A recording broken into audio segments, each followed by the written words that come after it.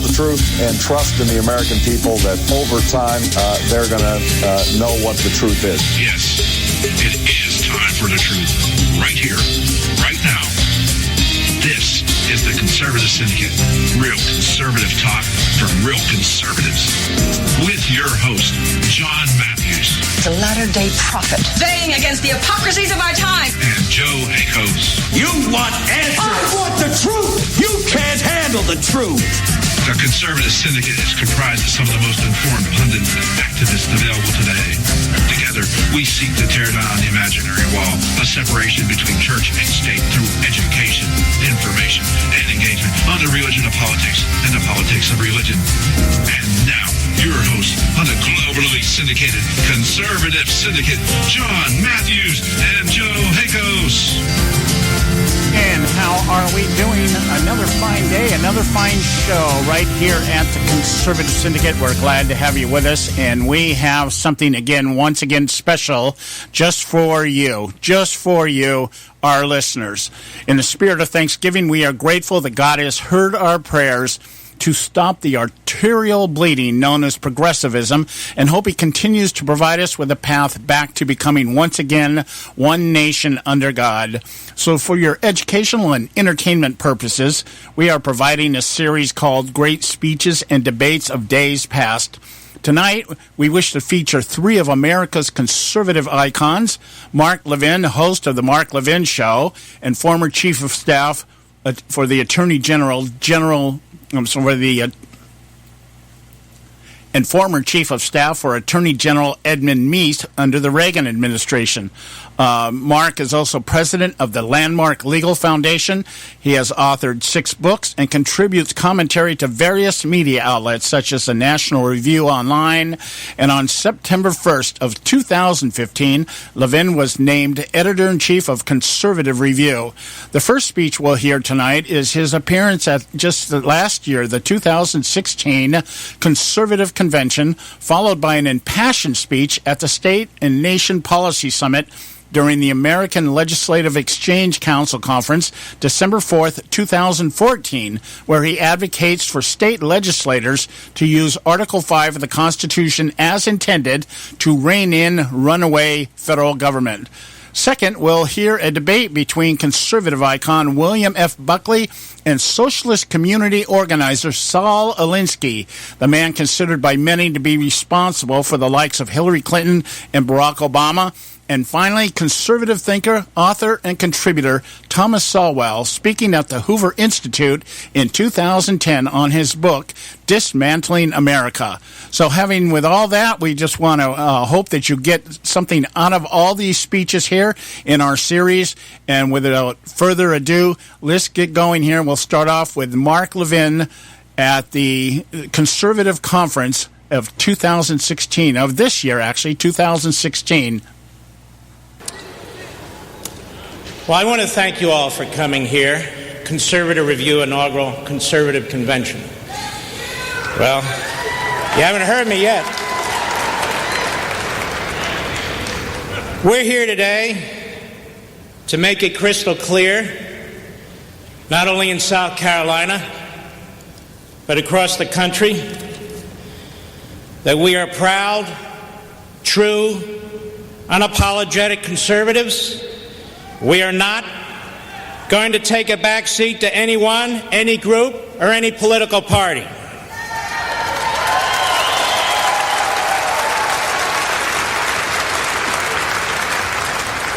From this place forward, we will demonstrate the will, the strength, and the wisdom of our movement, and we declare here and now that it will be our solemn mission to wrench this great republic from the iron grip of the statists in both parties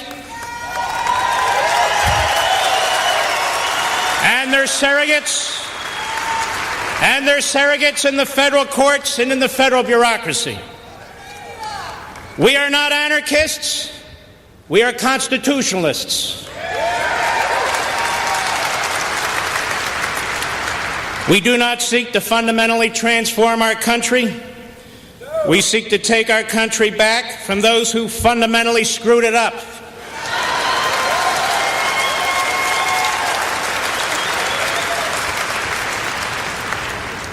Now, the left rules by the mob and by imperial fiat alike. They are relentless. When they win elections, they claim a mandate from the people. When they lose elections, they rule through unelected branches of government.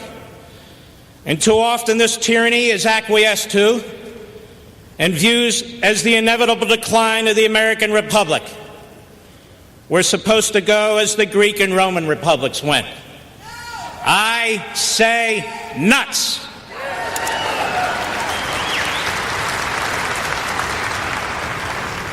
We conservatives, we Americans, we the people, we are the progeny of the American Revolution.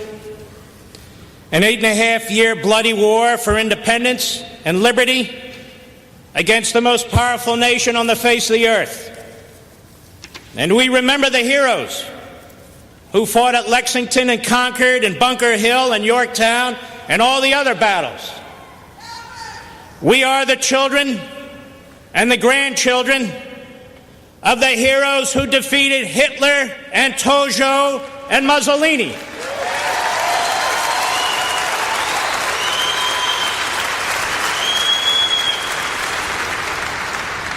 We are the fathers, mothers, brothers, and sisters of the heroes who are fighting the Islamic genocidal murders from one hellhole to the next.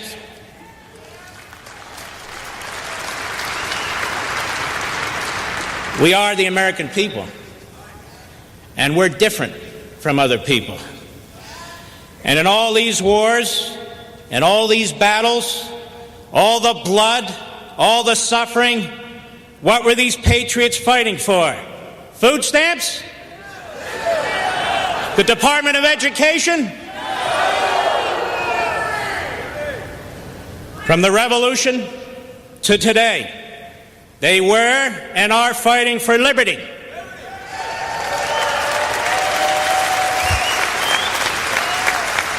For the Constitution, for the Republic. Now, in context, this makes our political and cultural battles here at home seem a lot easier.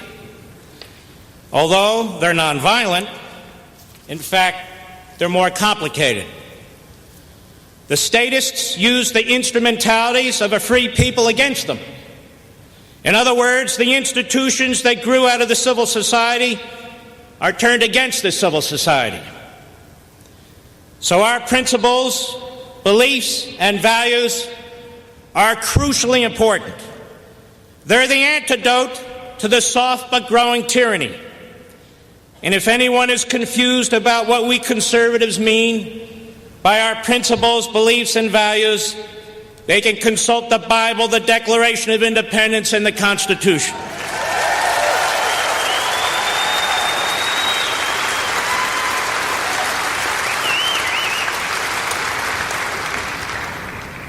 Now, we're in the middle of a difficult battle. It's even a daunting battle. And some have already surrendered with pronouncement that conservatism has failed, or that conservatism needs to be modernized and updated with populism and nationalism. Bullcrap.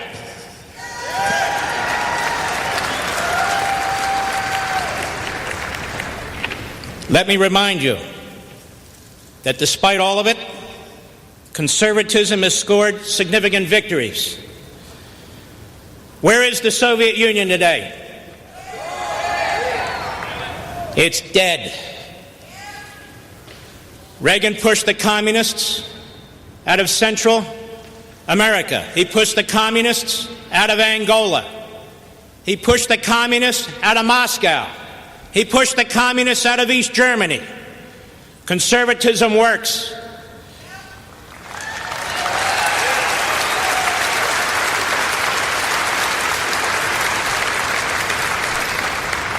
And Reagan created nationally syndicated conservative talk radio by deregulating broadcasting.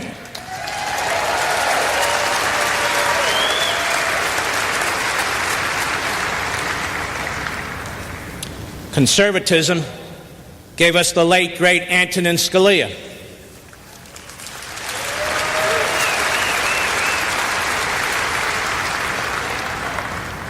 The problem is not the failure of conservatism.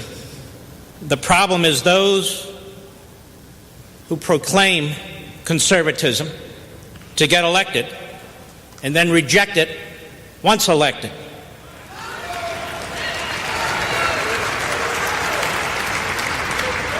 In the last 100 years, there have been essentially two conservative presidents, Calvin Coolidge and Ronald Reagan.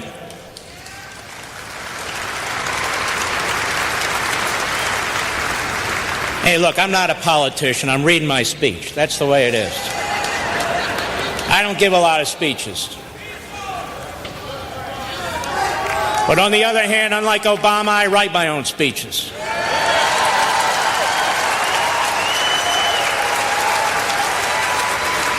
And I want the president to know I have a pen too. And even more, we have what's called the Constitution. You can have your pen. We'll keep our Constitution.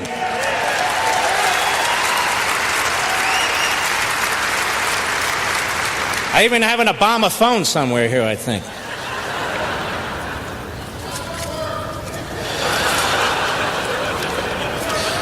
That's pretty good.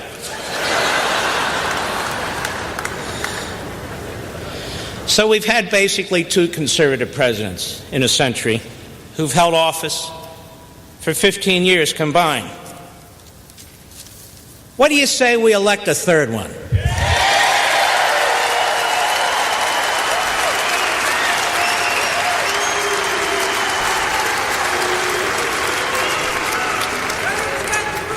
We need to give the American people a choice between liberty and tyranny, between capitalism and socialism, between constitutionalism and lawlessness, between national security and appeasement, and between faith and secularism.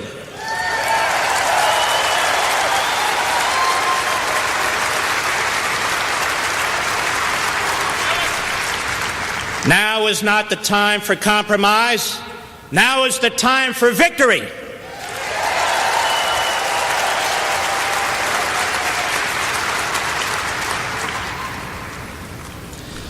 I'm fond of quoting Thomas Paine. Reagan was fond of quoting Thomas Paine.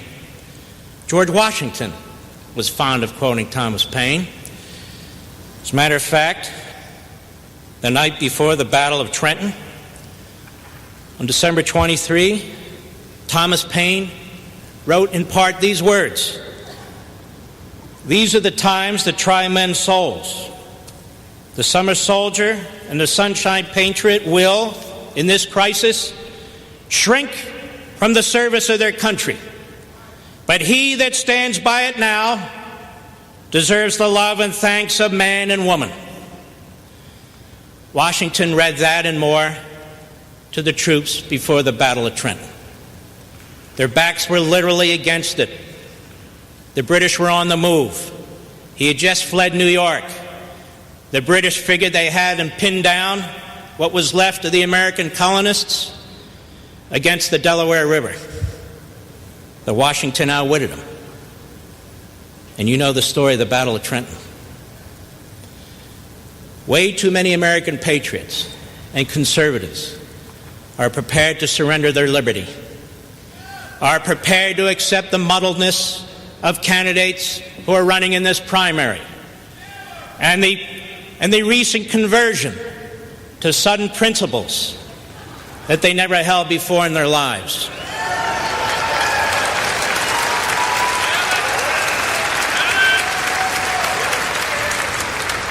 This is not a time to take chances. We're not befuddled and confounded about this, are we? We've said time and time and time again we need a conservative, haven't we? We have a conservative, don't we?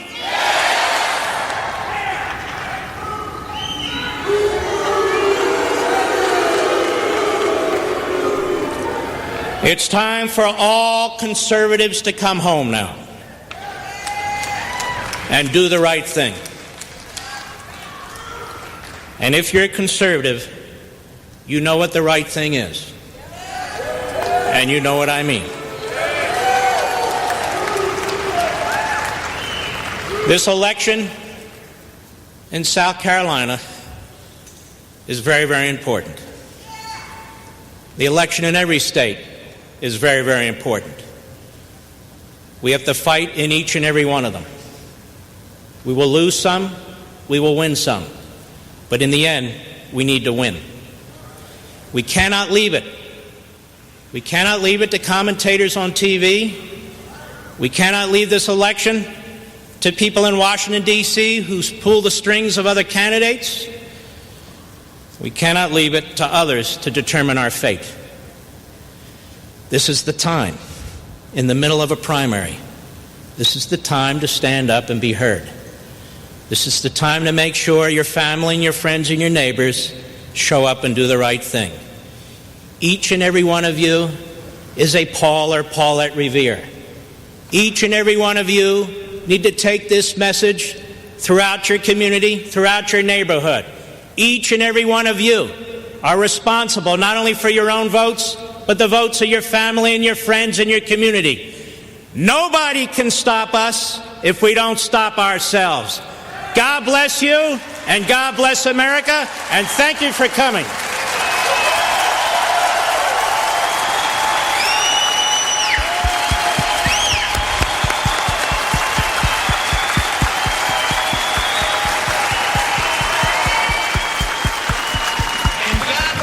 Carolina.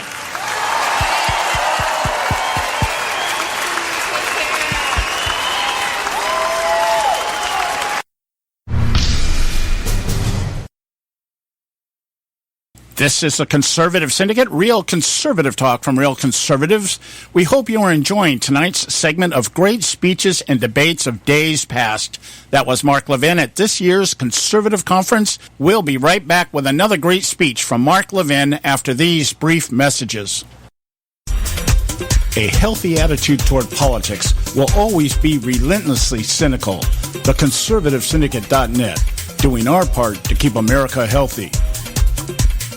When our water heater broke down last month, it was a nightmare. It took 5 hours for the plumber to show up, and he charged us a couple of $100 just to come out. And then it cost another $1,800 to put in the new water heater. By the time it was all said and done, I felt like I'd been taken. But what else could I do? The smartest thing you can do is get a home warranty from American Residential Warranty. Their home warranties pay to repair or replace all your major appliances when they break, and they will break, and at the worst possible time. Call American Residential Warranty right now for free information on home warranties starting at just pennies a day. Don't wait for your refrigerator to stop running or your ceiling fans to stop turning. Call American Residential Warranty right now. Ask how you can save up to 50% on washer and dryer coverage. Just call 1-800-790-5960. That's 1-800-790-5960. Again, 1-800-790-5960. Call now.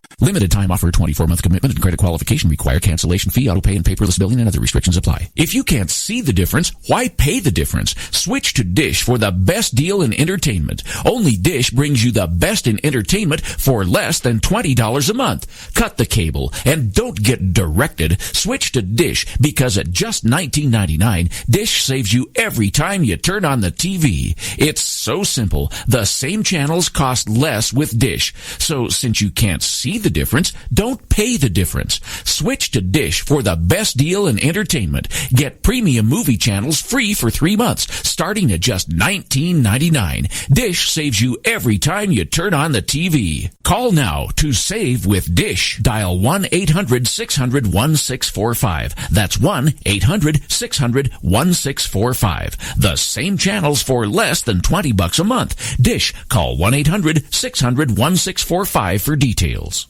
Attention taxpayers. If you've received a notice from the IRS or state, do not ignore it. It's also a big mistake to try and handle your tax problem on your own. If you owe back taxes, it's a fact that the government has the power to take everything you own, including your home, business, wages, savings, and your freedom. But here's the good news. There's a special toll-free tax hotline set up especially for you. This tax hotline will tell you about new programs that are geared to help you dramatically settle, reduce, or eliminate what you owe. But you have to call now. Take down this number or put it in your cell phone. But call 866-761-0959. 1-866-761-0959. When you call, you get free information on how you can reduce or eliminate back taxes, including penalties and interest. You can also be helped if you have unfiled returns, a tax lien, wage garnishment, bank levy, or if you've been entered into a payment plan but can't make the payments. Don't make the big mistake in thinking you can ignore or handle your tax problem on your own. You can stop the collection process immediately. Call this special tax hotline today for free info at 1-866-761-0959. That's 1-866-761-0959. 1-866-761-0959. This is a Conservative Syndicate, real conservative talk from real conservatives. Once again, we hope you are enjoying tonight's segment of great speeches and debates of days past. Next up is Mark Levin speaking at the State and Nation Policy Summit during the American Legislative Exchange Council Conference on December 4th, 2014, where he advocates for state legislators to use Article 5 of the Constitution as intended to rein in a runaway federal government.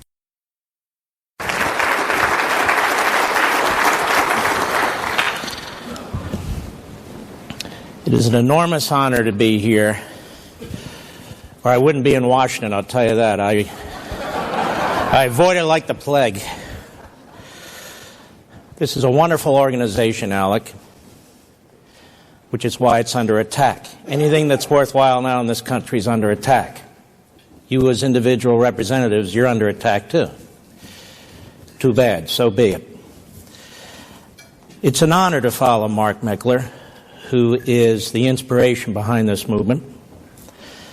And this movement is nothing less than to restore the Republic. Now, we can beat our chests about election victories all we want. We can go on and complain about federal mandates and the EPA and all the rest. Now, what the hell are we going to do about it? The Democrats in Congress and the President, they don't believe in America's founding principles. That's what fundamental transformation means. If you believe in America's founding principles, what are you trying to fundamentally transform? And unfortunately, the Republicans in Congress don't believe in defending them. The President dismissed last month's election because he lost it. Now he claims to represent the people who didn't vote. The Republicans are more fearful of a temporary government shutdown where 17% of the government is closed and Americans are utterly unaffected by it than the evisceration of the Constitution, the separation of powers, Article 1, their own power, power of the purse, and decisions about naturalization. Laws are rewritten and unenforced by a president. Congress confers legislative powers on departments and agencies and bureaucrats of their creation, which in turn seize further power to legislate in ways that usurp you, the states, your people. The courts have claimed the final say on any issues in which the courts want to have the final say, including virtually every so-called social issue that may arise, and any other issue it decides to take on. Wide-ranging decisions affecting virtually every aspect of life are being made by fewer and fewer masterminds in Washington, D.C., in an increasingly centralized federal government, using a growing army of bureaucrats, a fourth branch of government, if you will, to institute and enforce them. More and more of what the federal government does is insulated from elections. If elections are won that advance the left's agenda, then they're celebrated. If they lose the elections are denounced as temporary inconveniences, and then they turn to the unelected federal institutions to advance their agenda. In other words, the trajectory toward utopian statism, concentrated power, centralized government is never really checked or actually reversed. And the reason is, and the sad truth is, that we live largely under a post-constitutional government. This is no longer a federal republic or a constitutional republic or a representative republic.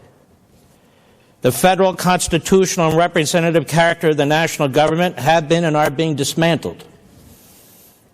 We are mutating into something else.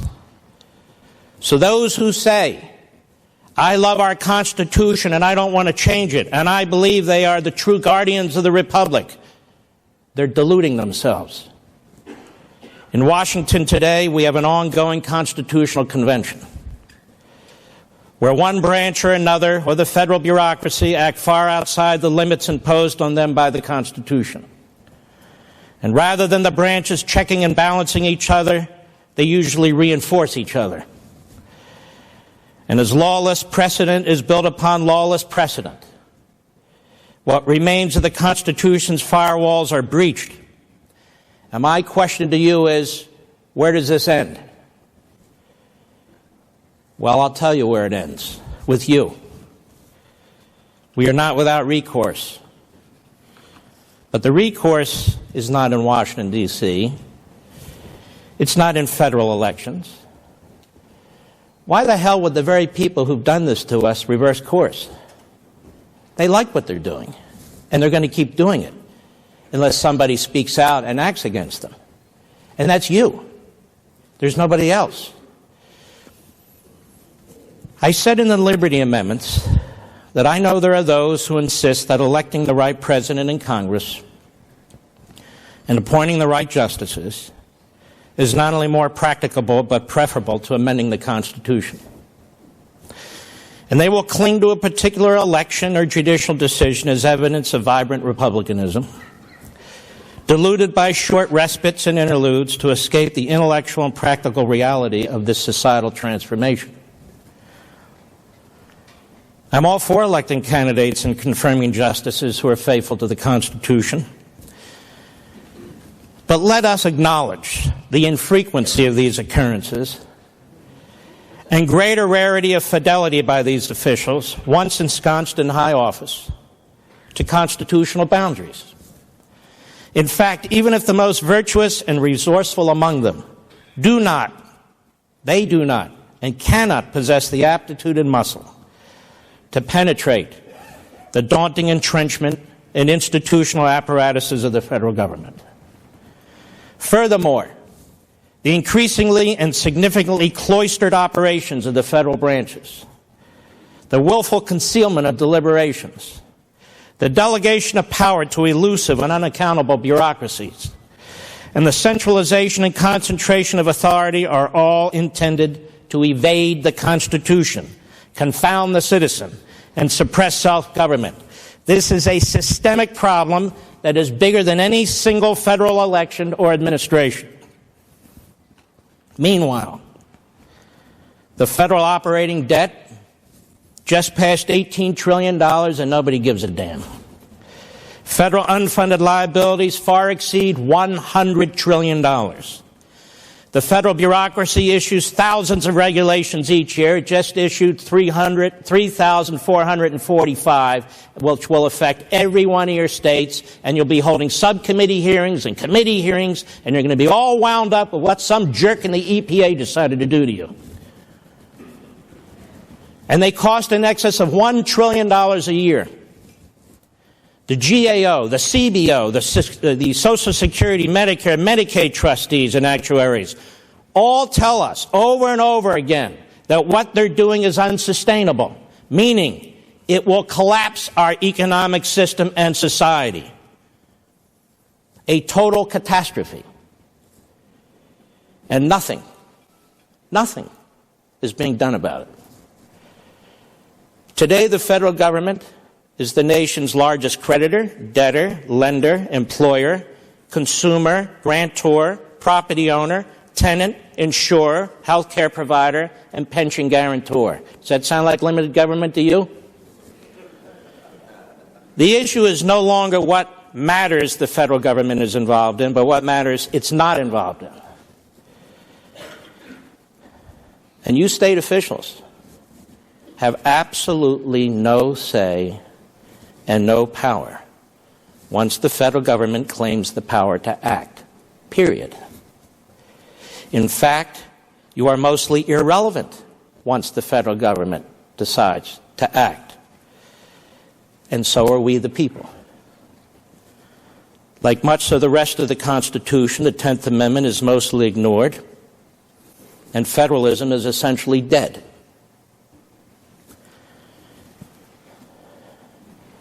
But there is recourse. There's a way to restore the Republic, the Constitution, and the civil society. And only you and your colleagues in the state legislatures have the constitutional and lawful authority to do it. Nobody else, and nobody else will do it. Do you realize that acting together, the state legislatures have more power than the entire federal government? Do you realize that if less than 70 of you, I don't know how, there are hundreds of you here, if less than 70 of you serving as delegates, 2 from just 2/3 of the state legislatures, had a meeting in a room like this, sent here by your state legislatures to address specific issues of great gravity to the nation, do you realize what that would do to this country in a positive and significant way? They wouldn't be focusing on Congress or the latest judicial fiat or the president with his pen and his phone or the EPA. 70 of you, less than 70 of you in one room, sent here by your state legislatures, not to destroy the Constitution, but to save it, would have more power than everything that surrounds this building today.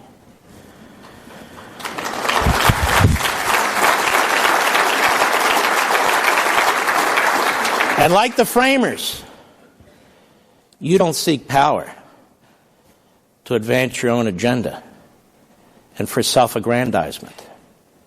You seek power to control power. George Washington could have been a dictator. He chose not to be. This country could have been very, very different. You're of that ilk. You're of that mindset. That's why you're here at ALEC today. Do you realize that you are empowered by a specific constitutional grant of authority? You, under Article 5, to save your nation from an out-of-control national government? Do you realize there can never be a runaway convention? Never, ever. It's impossible.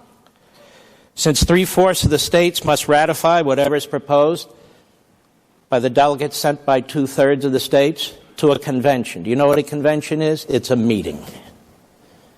That's what it is. And all you do is you propose specific amendments, and the states consider them or reject them. Congress does this. It's done it before. Now you do it. It's your turn. That's why it's in there. The Convention of the States process is quintessential federalism. It's the purest form of representative government we have in this nation.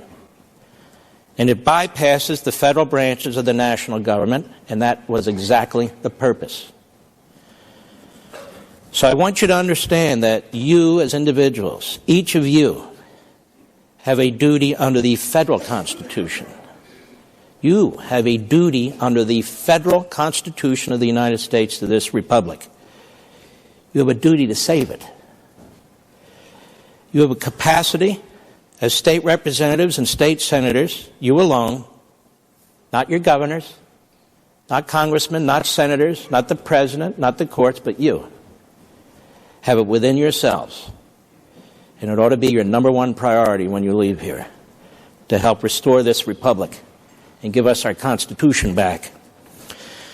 This grant of power was drafted not by Mark Meckler, not by Mike Farris, not by two great professors, Barnett and Adelson, but by the same framers of the Constitution that drafted the rest of it. It's drafted in Philadelphia and approved by the delegates. Article 5 is part of the Constitution that was endorsed in the Federalist Papers. It was ratified by every single state convention.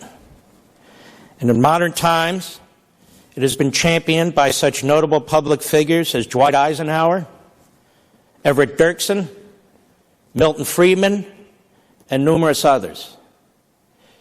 We're not some cult over here. We're the majority. We're not some extreme group, hard right group over here. We're constitutionalists. We're not some wackos over here. We embrace the American heritage. We are the ones trying to lead an effort to save what's left of this country.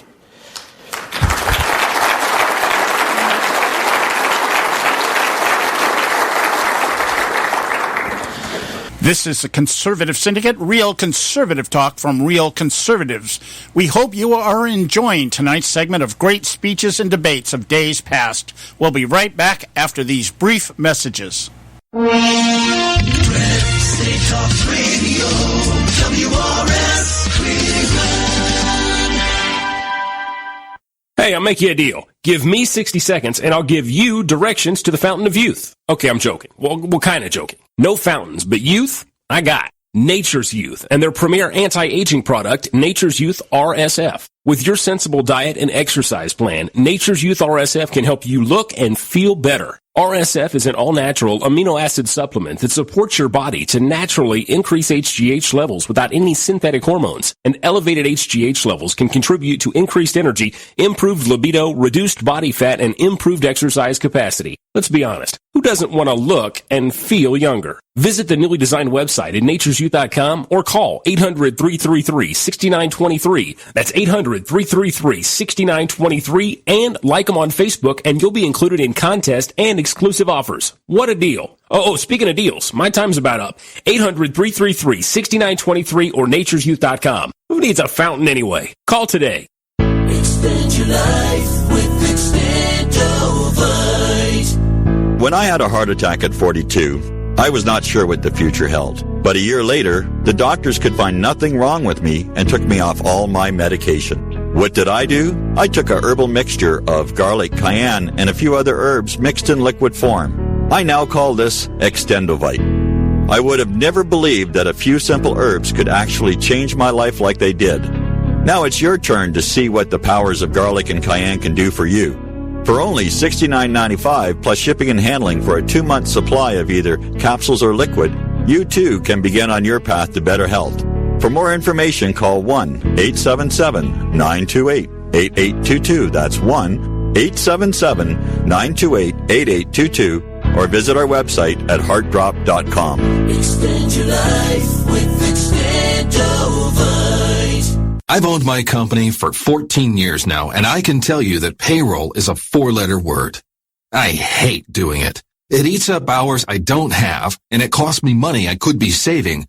But my accountant's too expensive, and I'm not sure who to call, but I know I need help. We're Paychex, and we take all the hassles out of small business payroll. We save you time and money. It's easy. Call, fax, or give us your payroll information securely online, and we take care of the rest. We calculate the correct taxes, manage payments and direct deposits. We even send out your checks. Payroll doesn't need to be a 4-letter word anymore. We're so sure that we can save you time and money that we'll give you a month's payroll free. Just for calling 877-663-3830.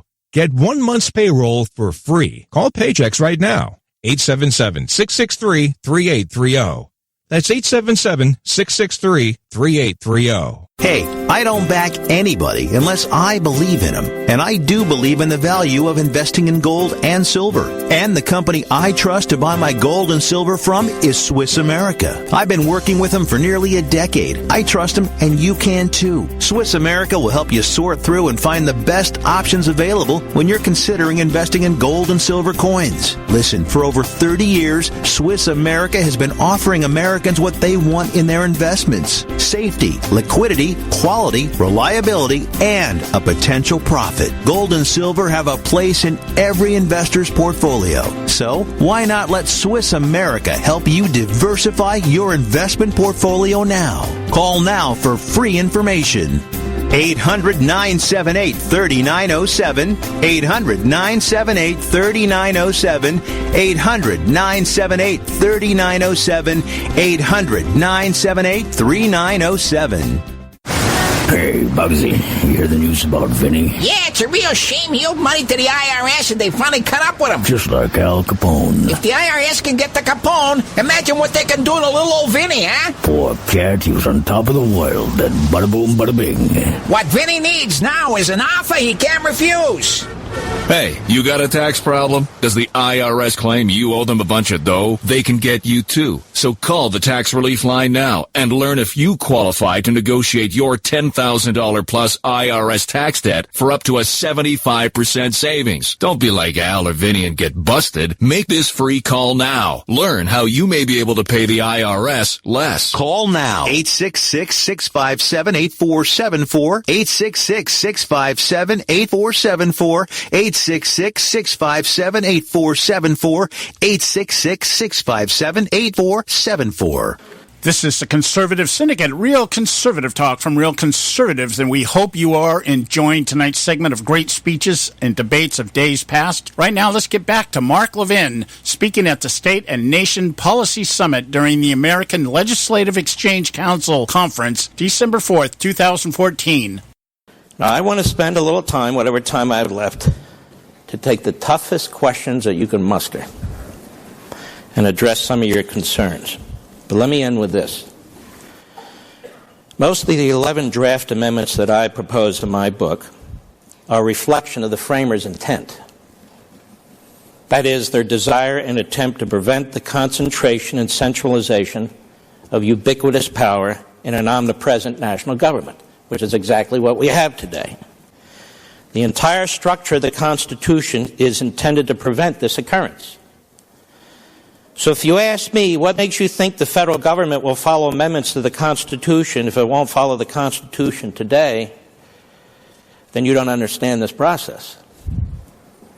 In my case, the answer is by giving the state legislatures the ultimate say on major federal laws, on major federal regulations, on major Supreme Court decisions, should 3/5 of the state legislatures act to override them within a 2-year period, it doesn't much matter if Washington does or doesn't. It matters that you do.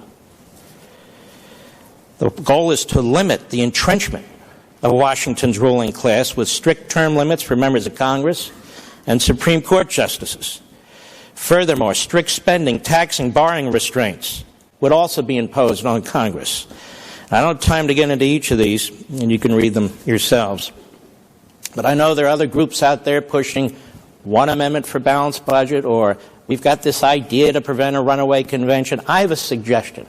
How many of you are constitutional originalists out there? How many of you believe in the intent of the Constitution as the framers intended? I assume most of you, correct?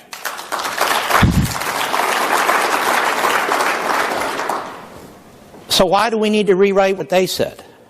They told us what to do. They told you what to do.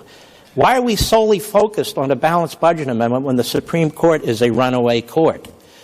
Why are we solely focused on a balanced budget amendment when we have other issues that are problematic, like the entrenched ruling class in the bureaucracy? If you're going to go through the process, this process, don't be myopic in my humble opinion. Don't get caught up in one matter. This is a structural, systemic issue. We're trying to restore the Republic and save what's left of the Constitution. Yes, I'm all in favor of these budget issues, but why that and that alone? Well, because, Mark, that's how we can coalesce a group. No, I say you coalesce a group around saving the Republic. That's what you do.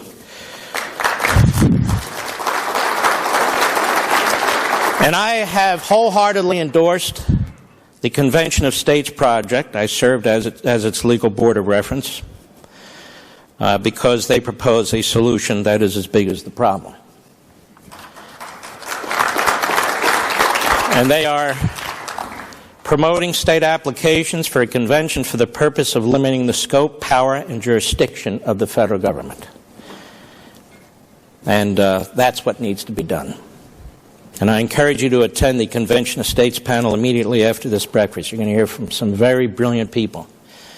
And they also have they don't pay me, by the way. I do this because I believe in it. And that's why we're all here. and they have an excellent brochure that you can take with you. There's all kinds of people who are here, and when you leave, who will be available to assist you. But we need as many leaders as we can get to get this done. Well, we're just going to keep whining about what Washington's doing, and they're not going to stop. It's getting worse. Now, I want you to remember one last thing. I want to reiterate it. I didn't invent this language in the Constitution. I didn't invent this movement. The framers did. And I want to remind you of what Article 5 says. The Congress, wherever 2/3 of both houses shall deem it necessary, shall propose amendments to the Constitution or on the application of the legislatures of 2/3 of the federal states, that's you, shall call a convention. What? To change the Constitution fundamentally? No. For proposing amendments, which in either case shall be valid to all intents and purposes as part of this Constitution when ratified by the legislatures of 3/4 of the states or by convention in 3/4 thereof, as the one or the other mode of ratification may be proposed by Congress. You have nothing to fear but inaction. This ongoing constitutional convention in Washington, D.C., they have no intention of stopping. Bluntly, neither party, none of the branches, the fourth branch, they are utterly and completely out of control. September 15th, 2 days before the end of the Constitutional Convention in Philadelphia, George Mason, the author of the Virginia Declaration of Rights, written 4 to 5 weeks before the Declaration of Independence. The words from the Virginia Declaration of Rights, borrowed from Thomas Jefferson and the others on the drafting committee to write the Declaration of Independence. George Mason gets up at the Constitutional Convention in Philadelphia. He's troubled. He's troubled that only Congress can propose amendments to this Constitution. And he sees this as a huge defect. And according to James Madison, in his notes, he puts it this way. Colonel Mason thought the plan of amending the Constitution exceptional and dangerous, as the proposing of amendments is in both the modes to depend in the first immediately and in the second ultimately on Congress. No amendments of the proper kind would ever be obtained by the people if the government should become oppressive, as he verily believed would be the case. And he was right. Why do we ignore George Mason today? Why do we ignore the framers of the Constitution in this context? Why do we keep looking for Congress for solutions? Why do state delegates and state senators always want to be federal congressmen and federal senators, when in fact you have the power ultimately, if you'll get together with like-minded members of other legislatures, if you'll throw out the establishment Republicans and others who are stopping you from doing what you need to do, you have an enormous battle in these state capitals. You are the last line of defense of liberty. You're it. There's nowhere else to go. I'm done, and I'm happy to take any questions.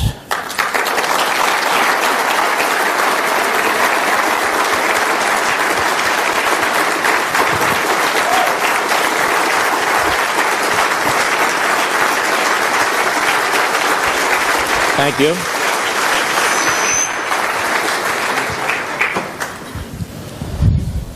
Mr. Levin. Yes, that's Mark. Yes, thank sir. you. Thank you for what you do. You're a true patriot. My question is, with an $18 trillion debt, without the Constitutional Convention, what do you see as a timeline for the economy totally collapsing? All right, let me two things. The people who support centralized government call this process a constitutional convention. I just want to be clear. It is a convention of the states. It's important because all the fearmongers and scaremongers out there, oh, a con-con. The only con-cons are them.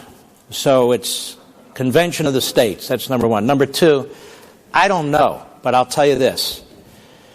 I don't even know how we're going to dig out of it if we start to dig out of it today. There's so many entrenched interests and so forth, but I suspect it has to be a gradual process if we still have time. And one of the amendments I propose in my book does, as I say in the book, borrows from Milton Friedman, among others, and begins the process of limiting the spending of the federal government to a percentage of the gross domestic product. And so if the economy shrinks, the federal government shrinks. But over time, you want to reduce the percentage the federal government can spend. Right now it's 24-25% to about 17.5%, 18% if possible. That will go a long way in gradually controlling how much the federal government spends. But I'm not pushing my proposed amendments. I'm just showing you what's possible. But my amendments sort of fit hand in glove. This is why I'm concerned when people say, well, let's just do this. Really? Well, how are you going to control the federal bureaucracy? Well, let's just do the balanced budget amendment. But that's $1.3 trillion. Or how are you going to control Congress? You know, Congress sits as a super legislature over you. Congress was never intended to sit as a super legislature over the state legislature, second-guessing them on everything. This was Congress's power over here, and this is your power over here. They don't have plenary power. Nobody even asked them. Under what authority are you passing this law? They don't care. Well, that's a state prerogative. They don't care. So to say we're just going to deal with a balanced budget, I think is way too narrow, and people need to focus on all of it. My argument is we need to get back to what the framers intended. Who makes these decisions? Who is going to make these decisions? And the structure of the government means everything. I'll give you another example. What if you pass a so-called balanced budget amendment and the president says, I'm not going to honor it? Like immigration. Well, screw you. Well, what are you going to do about it? Well, don't use the I word. Don't use the power of the purse. Don't do this. Don't do that. So what's the point? I'm saying you make these decisions.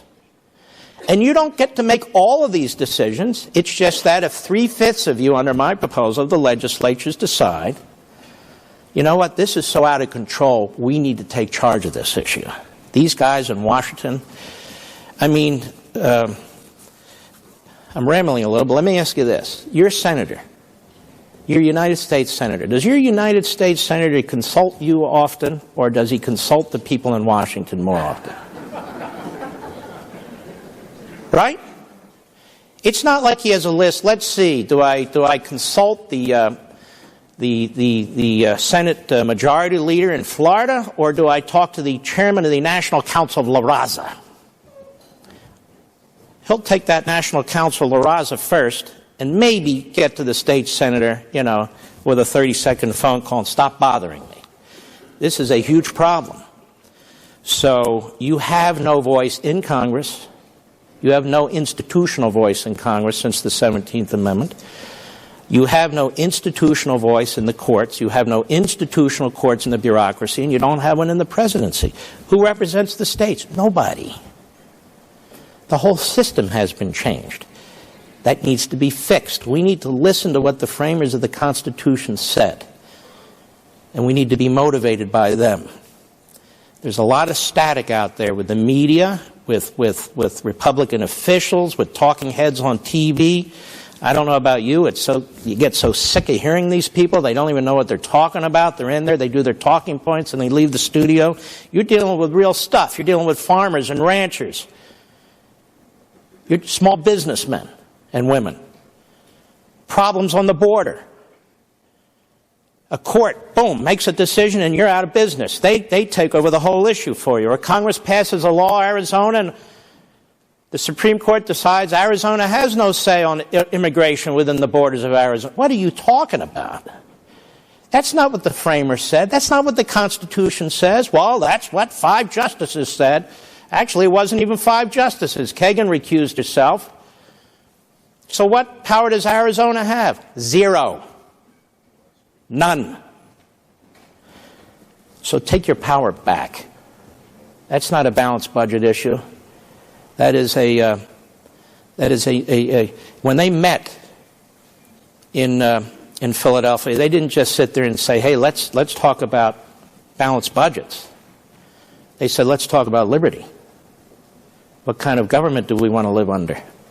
And that's what this Convention of the States is all about. I can see I'm like Obama at a press conference here, but I'll move faster. There you go. Thank you very much, Mark. State Representative Bob Thorpe from Arizona, where we have no say in the federal government, as you just mentioned. We have there are folks in this audience and back at our state legislatures that are afraid of the CON, the Runaway Convention, and we have a runaway federal government right now. So which one are you going to be more afraid of? A hypothesized runaway convention or an actual runaway federal government? So what I'd like you to do is instill some backbone if there's some folks here that need it. Well, let's do it right now. And talk a little bit about the John Birch Society. No, I'm not going to. And how and these folks are detractors and how we have to stand up to these folks. Thank you. The John Birch Society, what do they have, 14 members? Keep traveling around to the same state capital? I mean, really, you're worried about the John Birch Society? If you're worried about the John Birch Society, let me suggest you shouldn't be here. That's just the thought. Do I worry about the John Birch Society? No. Or any other society for that matter. I would like somebody to stand up and give me an example of how it is even conceivable for there to be a runaway Convention of the States where an amendment is adopted by 3/4 of the legislatures, that somehow all of you are bamboozled. You're so stupid. You can't figure out what to vote for, what to vote against. Only Congress can propose amendments, you see, because these are smart, noble, virtuous people, and they would never run away with anything. But you lowly state delegates and state senators, you're just too stupid to figure this stuff out. So you'll go to this convention, you'll destroy the Constitution, you'll propose it to your fellow state delegates in 3/4 of the states. They're going to say, brilliant, and they're going to vote for it too. Now, how many people believe that's going to happen? So ignore these idiots going on and on and on about fear-mongering and so forth and so on.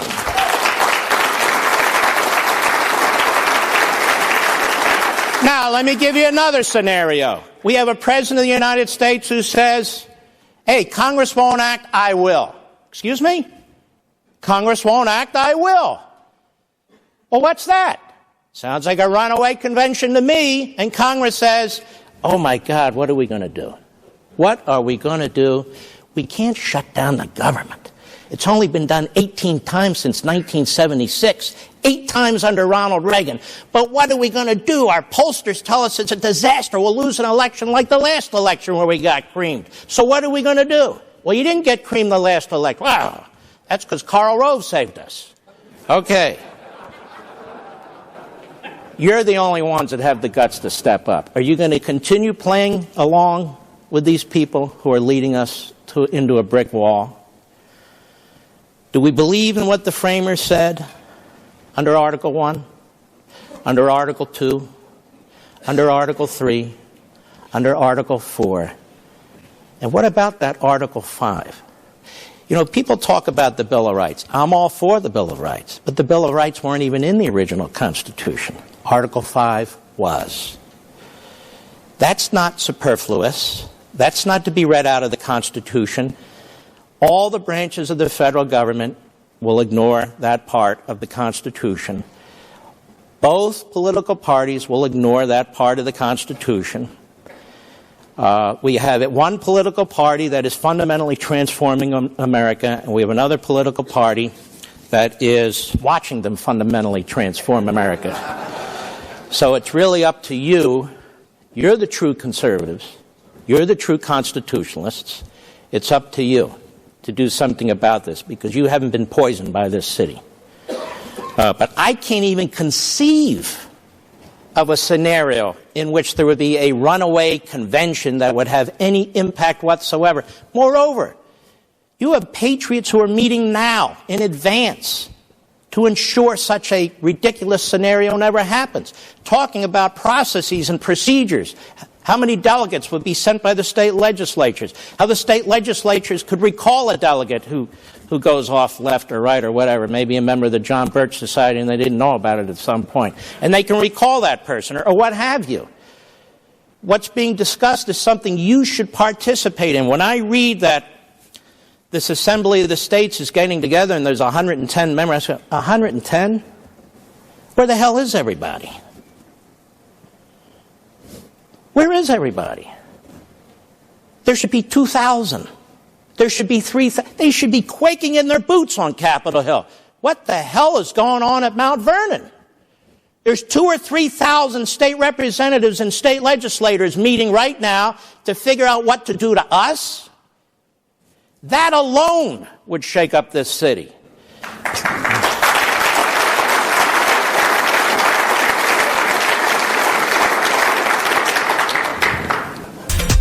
A healthy attitude toward politics will always be relentlessly cynical.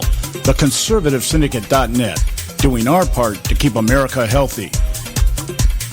When our water heater broke down last month, it was a nightmare. It took 5 hours for the plumber to show up, and he charged us a couple of $100 just to come out. And then it cost another $1,800 to put in the new water heater. By the time it was all said and done, I felt like I'd been taken. But what else could I do? The smartest thing you can do is get a home warranty from American Residential Warranty. Their home warranties pay to repair or replace all your major appliances when they break, and they will break, and at the worst possible time. Call American Residential Warranty right now for free information on home warranties starting at just pennies a day. Don't wait for your refrigerator to stop running or your ceiling fans to stop turning. Call American Residential Warranty right now. Ask how you can save up to 50% on washer and dryer coverage. Just call 1-800-790-5960. That's 1-800-790-5960. Again, 1-800-790-5960. Call now.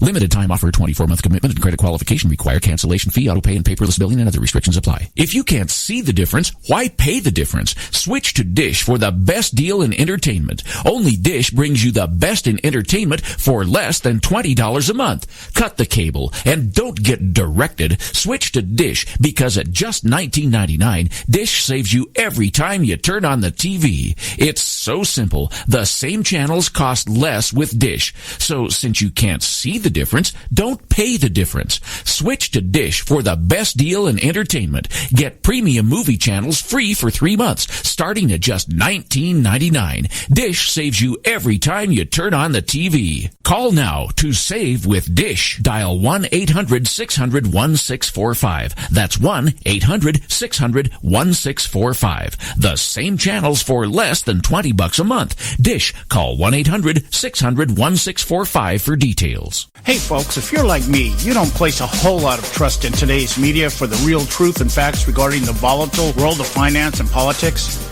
When I want the real scoop on money, I go to the most trusted source I know, my good friend and colleague, Bob Cardoso. Bob is a noted expert with a PhD in international finance who airs his nationally known, globally syndicated show, Robert Cardoso Live Daily, Monday through Friday, 3 to 5 p.m. Pacific Time.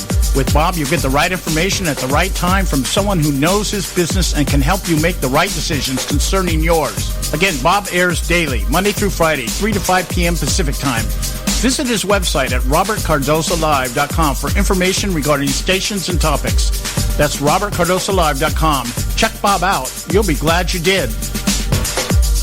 Attention taxpayers! If you've received a notice from the IRS or state, do not ignore it. It's also a big mistake to try and handle your tax problem on your own. If you owe back taxes, it's a fact that the government has the power to take everything you own, including your home, business, wages, savings, and your freedom. But here's the good news. There's a special toll-free tax hotline set up especially for you. This tax hotline will tell you about new programs that are geared to help you dramatically settle, reduce, or eliminate what you owe. But you have to call now. Take down this number or put it in your cell phone. But call 866-761-0959. 1-866-761-0959. 1-866-761-0959. When you call, you get free information on how you can reduce or eliminate back taxes, including penalties and interest. You can also be helped if you have unfiled returns, a tax lien, wage garnishment, bank levy, or if you have been entered into a payment plan but can't make the payments. Don't make the big mistake in thinking you can ignore or handle your tax problem on your own. You can stop the collection process immediately. Call this special tax hotline today for free info at 1-866-761-0959. That's 1-866-761-0959. 1-866-761-0959.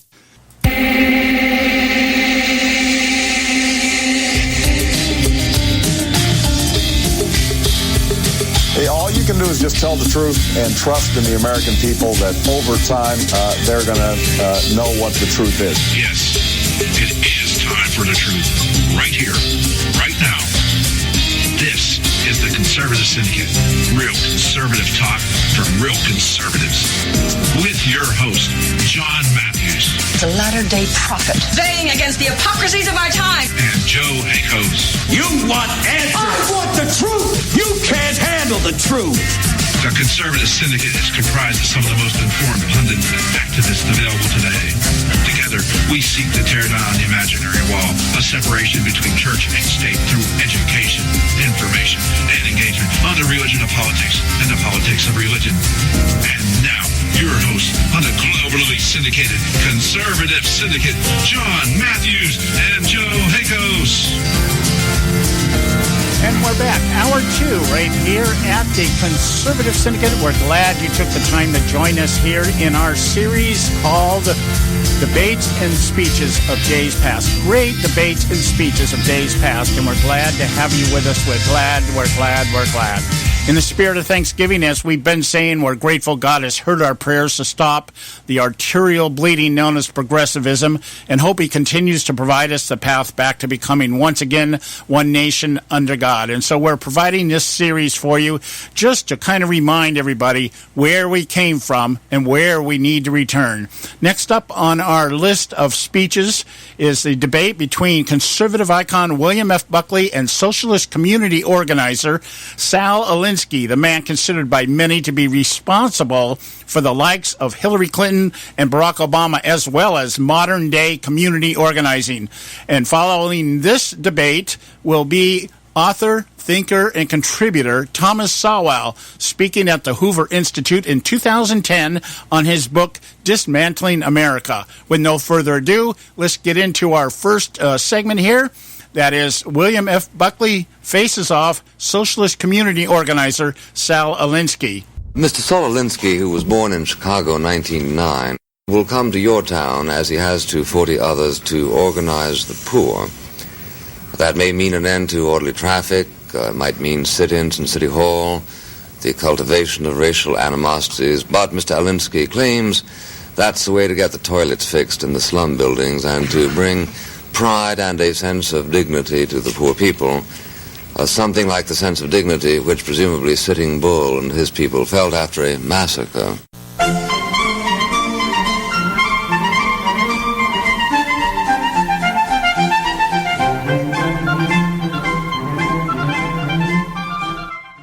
You do have fascinating general notions.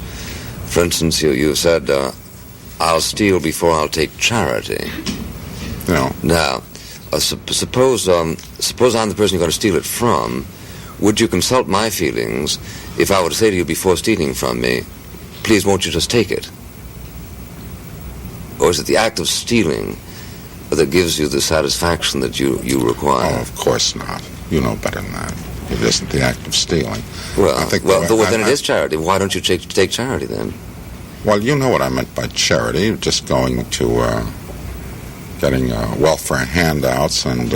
But welfare handouts are the product of philanthropy. When I talk about power, and I'm using it strictly as it's defined in Webster's Unabridged as the ability to act, I'm saying that people do not get power except when they take it, or when they're strong enough so that the other side gives it up, or at least gives up its what would be a compromise arrangement. Compromise to me is not a dirty word. I think if I had to define the whole democratic process in one word, I would use that word. As far as the little example you gave, which is so academic. In the first place, if you're going to steal anything from somebody, he isn't going to be around to say to you, why don't you? Sometimes they are. It happens every day in New York. Yeah, I read your column on that one. Okay, yeah, you say your money, your money or your life. Jack Benny says, well, I have to think it over. But they're often around, and in effect, you have that call it choice. But you do have a feeling. You said a moment ago just now that you only get power if you wrest it from somebody. Yeah, well, you only get power as a reaction to a threat, I think. But that's not true. Oh, of course it is. Suppose everybody in this room decided to nominate you as our leader. You would then have power over us. This doesn't mean that you wrested it from us. If everybody in this room decided to nominate me as their leader, I wouldn't have any power to do anything. It has nothing to do with it. Why wouldn't you? Why wouldn't you? If we pledged our allegiance to you. I have a bunch of kids and you. Well, your columns might be of some help for a while. No, but suppose you just... That's all. I'm looking at it very pragmatically. Suppose you were in a position to deploy us in any way that you chose, we having decided to give you that power. Why haven't we actually vouchsafed you something? Well, in the first place, I have never taken that kind of power. That's not a relevant answer. I'm trying to understand your philosophy here, and I find it difficult to do. Well, do you want to understand my philosophy? Desperately. You do? Well, then, can you sort of be desperately silent for about 1 minute or 2 minutes? All right, I'll go with you on it. 3. 3. All right, as far as I'm concerned, living in the world as it is, you don't have the choice of what's best. Every judgment that is made on the basis of alternatives. On that basis, I find myself totally committed to the fact that a free and open, what we call, roughly speaking, a democratic society is the best way of life that we have.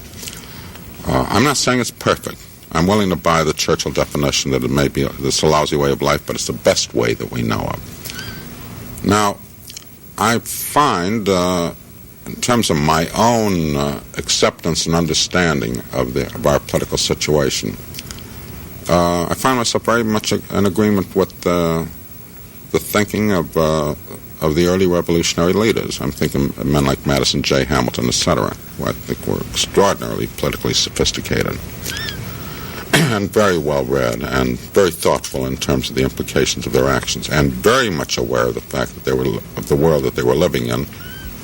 It was not, and they weren't getting it mixed up with the world as they would like it to be. But that this was a jump-off point, that they were heading towards a future where mankind could always be improving or living a happier life, full of potentials for, and you find yourself drifting into cliches here, of achieving his own dignity, freedom, equality, etc. Now, the one thing that they were concerned about in this kind of a life is that while things would always be changing, that basically whatever future there was to the future of an open society, it rested in the fact of having as many people involved as citizens, being able to act as citizens, able to act power. Freedom is participation in power, I agree, yeah. All right.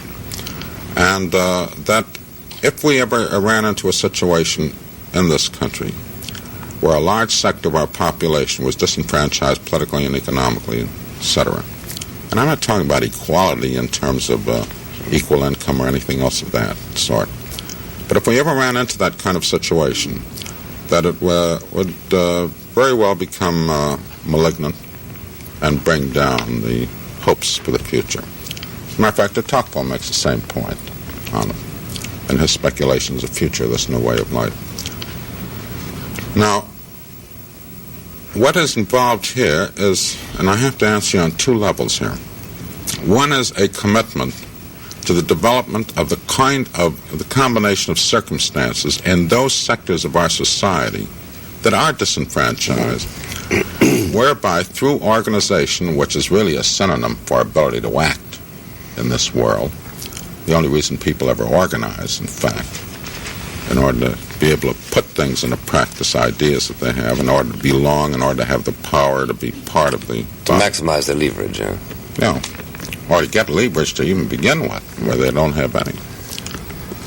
You got leverage if you can vote. Yeah, but there are large sectors of our population that weren't even able to vote. You talking about Rochester? No, I'm talking about Mississippi. I'm talking about the South. I'm talking about the whole basis in many sectors of this country in terms of the civil rights revolution. You have to have that. You even have to have it, if I might digress for a moment, on a simple situation that, let's say people are organized. You do not have that complex, that it's called a political complex, and I'm using political strictly in the Greek sense here, whereby through getting together, through having a convention, through having a election of officers, agreement on policies and so forth, that they can turn to other sectors of society and say, here are our representatives. These are the men for you to deal with in the democratic give and take and hauling, decision-making, etc. Without this, which I think is a primary element in the democratic mix, the whole democratic society begins to founder. Let's take Detroit right after the riots that occurred. Let's assume that the powers that be deciding, as they did decide when they got together afterwards, we've got to deal with the representatives of the black ghettos. And they turn to the black ghettos and say, send us your representatives. Who's going to come forward? I think what's most interesting about yourself, at least most people, is this distinctive appeal that you have to certain types of people who recognize that there is a problem of the poor. You appeal to some of them because you have this disdain for welfarism, as suggested by that ultimatum of yours that you rather steal than receive welfare. Now, this appeals to a lot of people sort of conservative-minded who are against welfare because they do believe that there is going on in this country a sort of institutionalization of welfare, that we ought to get out of it, and that to be essentially human, you've got to make your own way. So you appeal to them. On the other hand, you appeal... they would be conservatives in a way. You appeal also to liberals and radicals because yours is a highly non-rhetorical approach. You actually want to organize the poor, and you want to cause them to demand things. And you seem to be utterly either unconscious, or if not unconscious, at least insensible to the normal niceties of approach. When you want something, you simply want it. It isn't my wanting. Well, when you figure out they want it, yeah.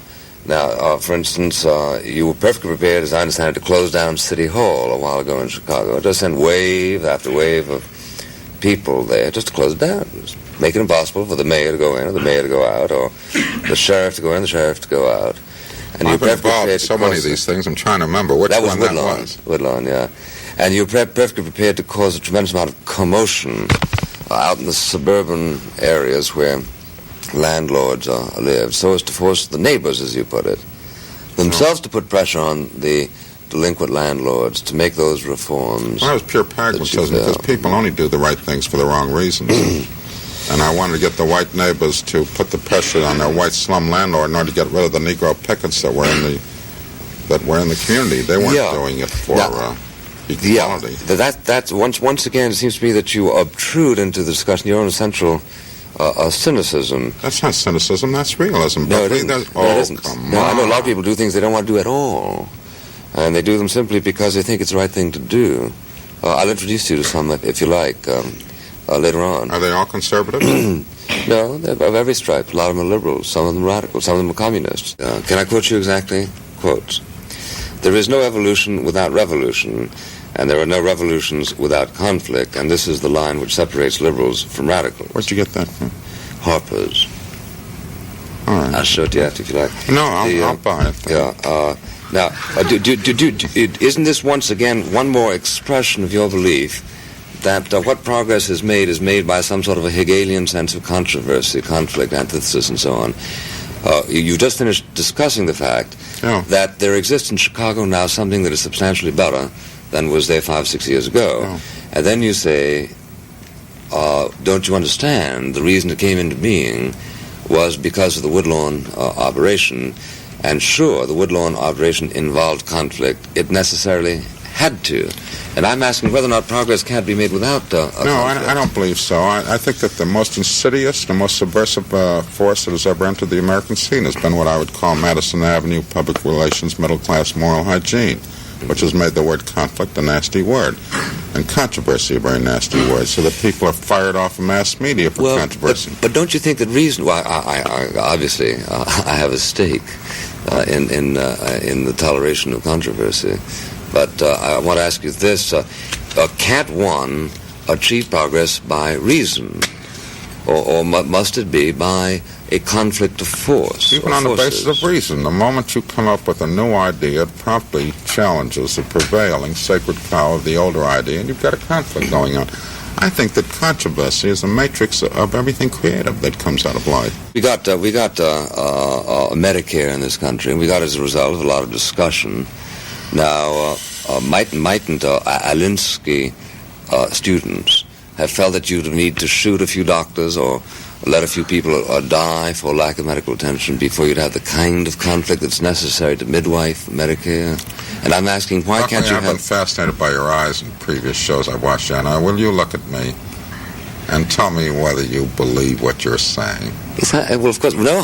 What I'm trying to do is extract from you disbelief in what people understand you to be believing. Perhaps because I'm terribly refreshed that you're constantly shocked that people at quotations I throw at you of things you've said. I'm not shocked. I'm delighted. This shows great progress. I'm just correcting some of the misquotations.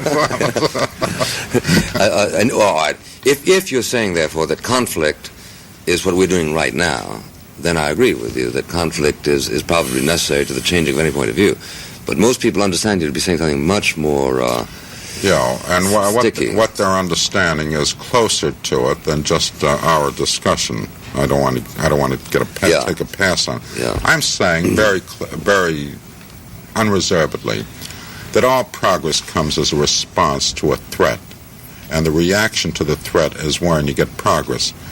I'm saying that that all actions of history have come that way. That's it doesn't necessarily have to be violence. Why? But that's not true. What was the threat? What is the relevant threat, let's say, when John decides to marry Jane?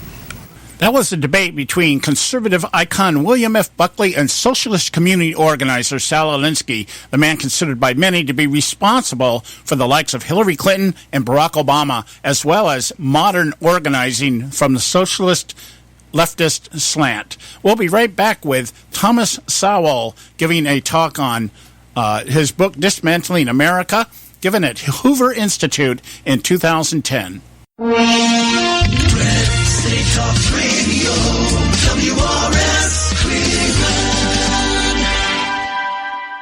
Hey, I'll make you a deal. Give me 60 seconds and I'll give you directions to the Fountain of Youth. Okay, I'm joking. Well, kind of joking. No fountains, but youth, I got. Nature's Youth and their premier anti-aging product, Nature's Youth RSF. With your sensible diet and exercise plan, Nature's Youth RSF can help you look and feel better. RSF is an all-natural amino acid supplement that supports your body to naturally increase HGH levels without any synthetic hormones. And elevated HGH levels can contribute to increased energy, improved libido, reduced body fat, and improved exercise capacity. Let's be honest. Who doesn't want to look and feel younger? Visit the newly designed website at naturesyouth.com or call 800-333-6923. That's 800-333-6923 and like them on Facebook and you'll be included in contest and exclusive offers. What a deal. Oh, speaking of deals, my time's about up. 800-333-6923 or naturesyouth.com. Who needs a fountain anyway? Call today.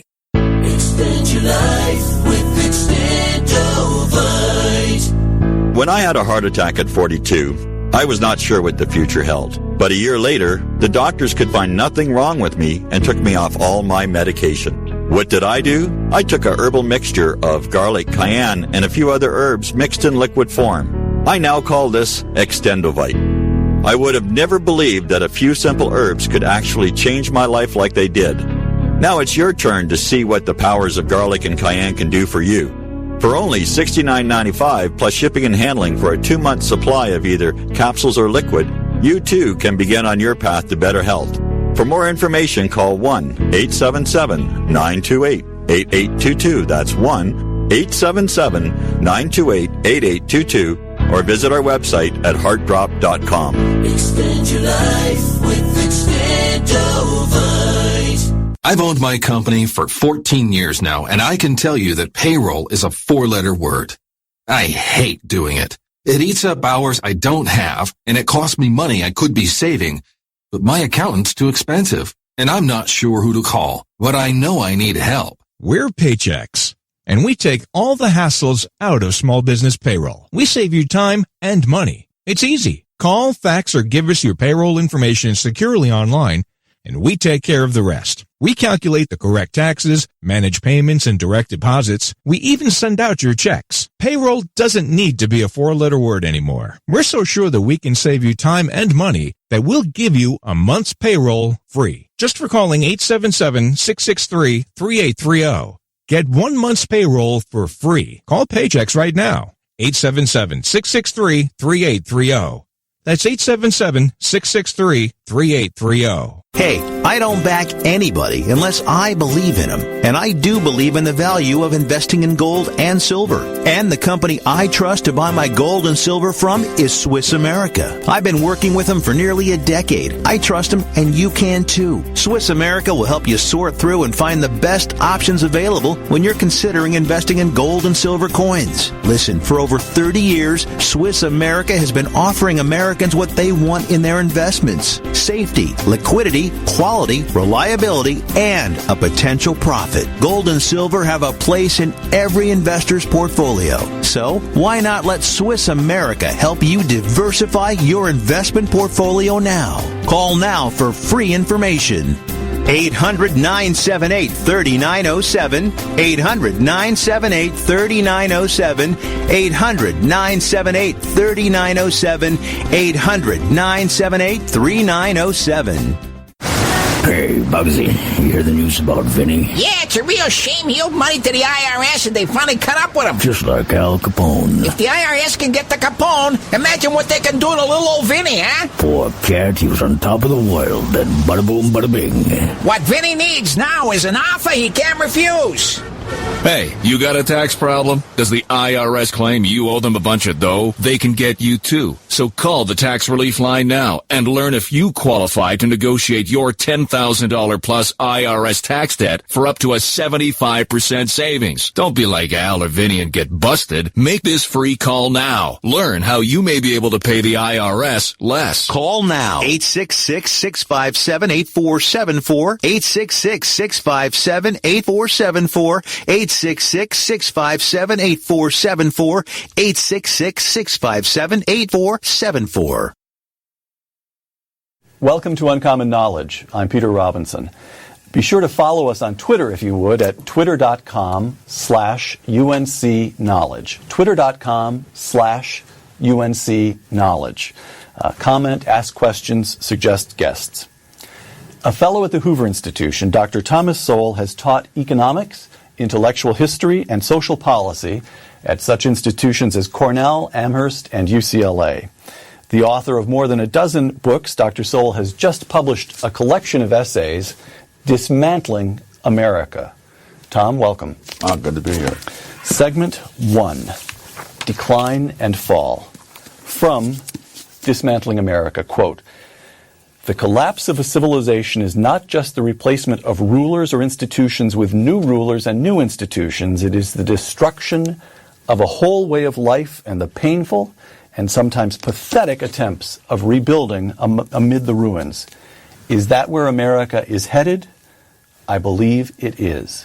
Close quote. Now, whatever troubles we have, it's still the richest, most powerful nation in the world. We're still fundamentally at peace. Some soldiers in Iraq, some soldiers in Afghanistan, some in Germany, some in South Korea, but relatively small wars by historical standards in Afghanistan and Iraq.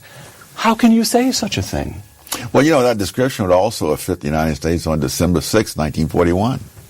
So it's like the argument that was used when I used to question whether Social Security was fiscally sound. And I said, Social Security has never missed a payment. It's never been a day late or a dollar short. I said, that's always true right up to the moment of collapse. Again, from Dismantling America. While the Obama administration is not the root cause of the ominous dangers that face this country at home and abroad. It is the embodiment, the personification, and the culmination of dangerous trends that began decades ago. How does the President of the United States embody dangerous trends? How do you see this man? Oh, my gosh. I see him as someone who all his life has been associated with and part of a group of people who fundamentally don't believe in the principles of this country.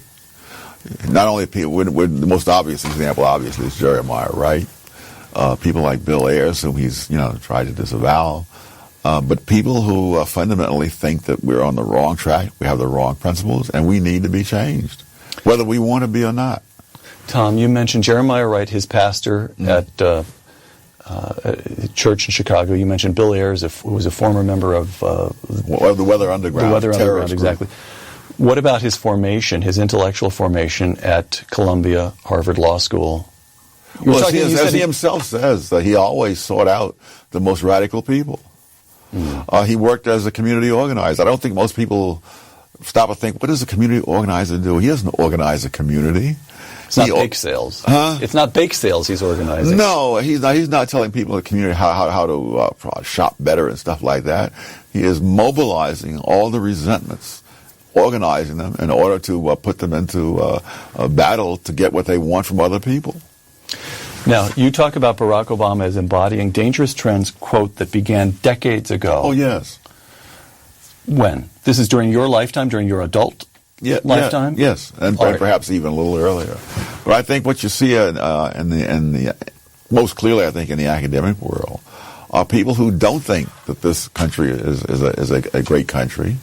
One example of a colleague of mine who teaches at Harvard, after 9/11, put an American flag on his car. And his colleagues said, what is that for? When I visited Berkeley in the aftermath of 9/11, when there were flags everywhere, I did not see one flag on the Berkeley campus on any of those expensive houses.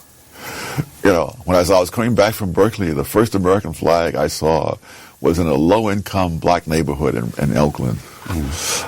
These are people who consider themselves citizens of the world, and that the rest of us are so lucky to have them here to change America, so that people like us don't have a voice. And of course, the whole way that Obama has operated with these enormous bills that no one has ever had time to read, that they rush through, where they're putting people in power who don't have to go through the confirmation process, so that we don't find out what they're like except if there's an expose on Fox News or someplace. His whole thing has been to circumvent the American public in order to put in things that they clearly don't want, as shown by the polls, as shown by this recent repudiation in Missouri. All right, that's a question. Barack Obama won by about 7 percentage points. That's the biggest for a Democratic presidential candidate. Bill Clinton won by 8. FDR won by big. But he's in the top 3 Democratic finishers in the last 7 decades. Barack Obama is. So here's the question. You've described him, you've described the academic elites. To what extent the American people voted for him? Yes. To what extent do you see a corrosion of values among the American people themselves on the one hand? On the other hand, to what extent is there just a kind of creeping takeover by an elite that fails to share, that is opposed to the values that most Americans share? There's both things. And I think part of the reason so many people voted for him was that what they got through the media was so filtered that they poo-pooed this man having been a member of a church run by a ranting racist, because they wanted to believe that he was going to be a unifier. Community organizers don't unify; they divide, they polarize. That's how they get what they want. I never thought of Acorn as a unifying force in American life. And this man is not. But of course, if they don't know that, then of course they may vote for him. So it's the press, it's Barack Obama and the administration, it's the elites at academic institutions. But it's not just a thing that happened now. Long before Barack Obama's name became known, there was this attitude, essentially repudiating this the principles of the country. I mean, it started, I think, with Woodrow Wilson, who was the first president of the United States to openly say that the Constitution, needed to be superseded. And he didn't mean that there needed to be amendments to the Constitution, which anybody can be for, but that the courts should do this. In other words, to circumvent the voting public, and put in the things that the judges think ought to be put in, irrespective of what the Constitution says. Segment 2, Dismantling America. 2 quotations. The first comes from your book, Dismantling America. This segment is on marriage. Justice Oliver Wendell Holmes, you write, said that the life of the law has not been logic but experience. Vast numbers of laws have accumulated and evolved over the centuries based on experience with male-female unions. There is no reason why all those laws should be transferred willy-nilly to a different kind of union, one with neither the inherent tendency to produce children or the inherent asymmetries of relationships between people of different sexes. That's quotation 1. Here's quotation 2. U.S. District Judge Vaughn Walker, ruling in Perry versus Schwarzenegger on August 4th. Quote, gender no longer forms an essential part of marriage. Close quote. I just dropped that in your lap to see what you do with it, Dr. Sowell. Well, the most important decision is always who makes the decision. And so the question is not what is the role of gender for this judge to decide, but since we are presumably still, for the moment at least, a self-governing nation, it's for the voting public to decide. And so the fact that he feels that way, that's wonderful. Let him vote that way in the privacy of the voting booth. But let him not say that this is now the law of the land just because he happens to think that way. Tom, let me give you just another couple of quotations from Judge Vaughn Walker's ruling the other day. Judge Walker, the traditional understanding of marriage represents, quote, nothing more than an artifact of a foregone notion that men and women fulfill different roles in civic life. Close quote. That's an artifact. Well, one might say that Judge Walker is an artifact of what goes on in academia and particularly in the law schools. But again, the question is, whose decision is that? Is that a judge is there to decide that the rest of us, that what we believe is just not worth thinking about?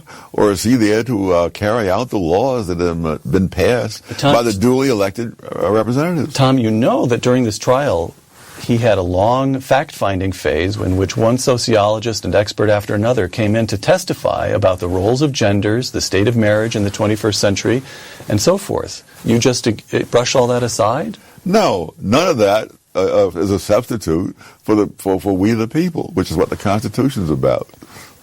Well, I could give you an impressive list of people who have said absurd things. In fact, if you were to make a list of all the absurd things said by brilliant people, it would be longer than the Encyclopedia Britannica. All right. One more from Judge Walker here. Quote, the evidence shows conclusively that moral and religious views form the only basis for the belief that same-sex couples are different from opposite-sex couples. Close quote. Well, it may be conclusive to him, but again, the question is, whose decision is it? Obviously, it's not conclusive to other people, or else the proposition that he was ruling on would never have passed. And been passed with the votes of 7 million Californians, yes, by the way. All right. So let me ask you, just step back from that a little bit and ask you this question. How did we go in the space of a couple of decades, maybe 3, but I think probably closer to 2, from an America in which the notion of same-sex marriage was literally unthinkable, that is to say, it was in nobody's head, so outlandish that it never occurred to anyone, to a sitting judge, federal judge, named to the federal bench, by the way, by George H.W. Bush. Heaven help us. Coming out with an opinion like this. What happened to the legal regime, to the social to the mores? This is why I say that Obama is really the culmination of a trend. He didn't do this by himself. That there was a notion out there, a set of notions really, about the country, about what was right, and about who should make what decisions. Those notions were out there, before he ever became a public figure. But now that and I think what you saw was an erosion of the confidence in the country and the country's culture, its principles and so forth, and all of this happened.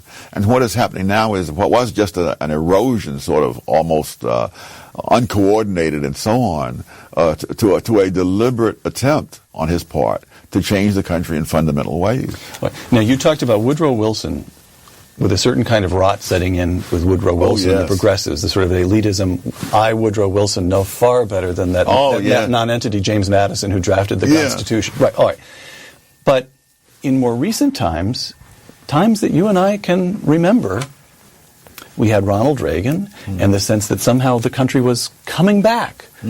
How do we go from Ronald Reagan to Barack Obama? How do you go from a reassertion of what seems to be fundamental faith in the country to a Judge Vaughn Walker? What happened in the space of just 2 or 3 decades? Well, I think it started immediately with Reagan's successor, George H.W. Bush, no doubt a decent man, an honorable man, but one who disdained what he called this vision thing. In other words, that an overarching sense of principles that you'd be fighting for.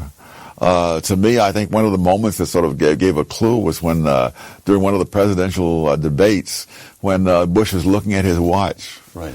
I can't imagine Ronald Reagan, or any Democrat for that matter, looking at his watch during I mean, you know, Bush was, and I think the first moment that you saw a glimpse of this was when Bush first took office, Bush 41, and started talking about a kinder and gentler America. That it's kinder and gentler to tax taxpayers in order to make it easier on people who have not lived up to their responsibilities. You see that right now carried to extremes in this administration, where, you know, people who never took out a $700,000 loan in their lives now have to subsidize people who did take out a $700,000 mortgage loan and couldn't afford it. So it is the case that either you have a Ronald Reagan in place fighting for American principles, and Ronald Reagans don't come along that often, or even a Republican and temperamentally conservative president such as George H.W. Bush will come under such cultural and political pressures that the drift to the left that will continue. Yes, what you generally have had in recent times is people moving to the left rapidly under Democrats and slowly under Republicans. All right. Segment 3, Dismantling the Culture. From your book, Tom, Dismantling America, quote, "The great escape of our times is escape from personal responsibility." Close quote. What do you mean? Oh, I think that the idea of personal responsibility is more or less off the table. It's passé in many places. Again, going back to, say, the housing situation, that people took out mortgages that they couldn't afford, and that now people who didn't take out mortgages they couldn't afford are now expected to pay to bail them out. It's insane. But you don't. They were duped by dishonest mortgage brokers. No? Oh, there was enough dishonesty to go around. We needn't single out mortgage brokers. No, that's the narrative. The fact of the matter is that speculators took advantage. See, these things are put in these laws and policies are put into place, saying this is going to help the poor and the downtrodden. But the question is, who actually benefits from this? Speculators benefited from this more than any poor or any downtrodden. A speculator could come in, claim any income he wanted to claim in order to buy 3 or 4 houses. Nobody would verify the income. He would get them at teaser rates like 2% per year, and he didn't worry about that going up later because he was going to sell a house beforehand. And so a lot of that was in there. The other thing is that it's a very complicated financial situation. But the cold fact is, if the mortgages had continued to be paid, we wouldn't have had the mortgage crisis. So the fundamental reason for the crisis is that the mortgages weren't paid, and the fundamental reason they weren't paid is that they were made under conditions that made it unlikely that they would ever be repaid. And you knew that going in. Right. Losing a sense of personal responsibility, you write, in Dismantling America places, quote, a whole society in jeopardy. How is that the case? How do you draw a line from the mortgage crisis to the dismantling of the entire country? Well, I think if you don't have a sense of personal responsibility, and what you have is the government taking money from people who are personally responsible and giving it to people who are irresponsible, or in other cases corrupt, that's not a viable situation for the long term. You're going to have ever more people being ever more irresponsible. As is happening now. I mean, in the wake of the mortgage crisis, they've raised the limit that the Federal Housing Administration will insure from about 360,000 to 720-some thousand. So they've doubled the policy that got us into problems in the first place. Tom, you, on personal responsibility, and you and I have talked about this before. You spent part of your boyhood in Harlem. Yes. Is that correct? Yes, most of it. All right. Tell me a little bit about the Harlem that you knew as a boy. Was it safe at night? Yes. When I would wake up in the middle of the night, I would get up, get dressed, and go out to a corner newsstand where there was a little old man who was white selling newspapers in Harlem at midnight. Now today, he and I would both be taken in for mental observation. How were the schools in the Harlem of your boyhood? Oh, they were among the best in the country. Public schools. Public schools. Oh, I only went to public schools. I have data on the actual test scores of kids in Harlem. They were almost identical with the kids in the Lower East Side, who were almost all white. Nobody was concerned about giving me school lunches and stuff like that.